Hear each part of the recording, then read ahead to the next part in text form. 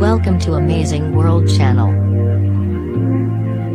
The children of EU citizens in Britain have been given short shrift in the Brexit process thus far, with their futures hanging in the balance, Hillary Clinton said on Saturday.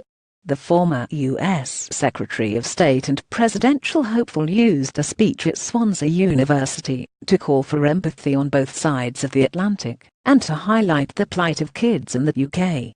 In a speech at the Welsh institution, she said teachers and schools are reporting an outbreak of bullying and racially motivated insults.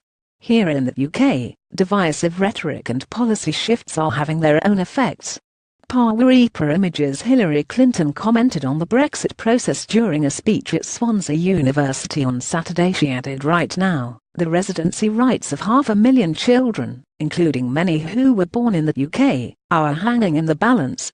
So there are reports of children being worried, feeling uncertain, even unsafe, trying to make sense of their places in the world."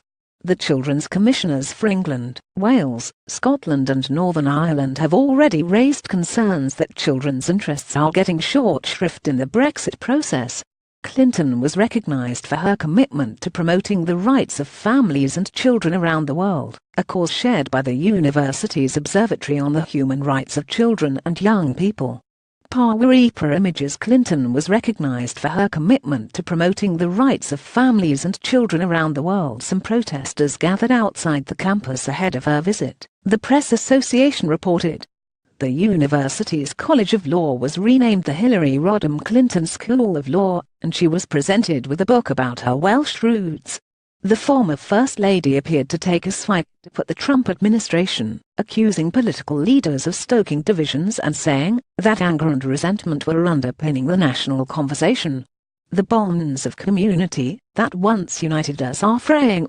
Too much of the current discourse on both sides of the Atlantic is dominated by a zero-sum view of life, which argues that, if someone else is gaining, I must be losing, she said.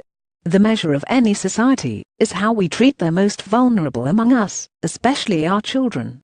And when we lose empathy, when it does become everyone for themselves, children are the first to suffer.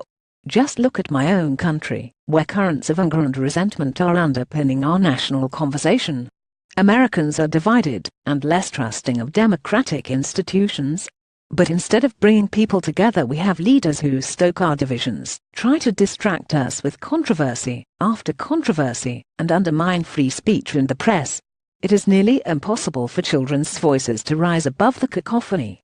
And it is not coincidence that when politicians in Washington were arguing over protests at sporting events and cavalierly alluding to nuclear war, one of the first things to fall through the cracks was children's health care. Clinton's great-grandparents were from South Wales and emigrated to the US in search of a better life. Her ethnic breakdown has been calculated by genealogists as 31.2% Welsh in origin. In her lecture, Clinton said, "As a child growing up, Wales was a part of my wider understanding, because it had special place in my heart due to my family's connections to it." Clinton said she planned on returning to Swansea in the future. "I feel a special connection to the work of this school, because your central focus on children's human rights is my life's mission." More Brexit.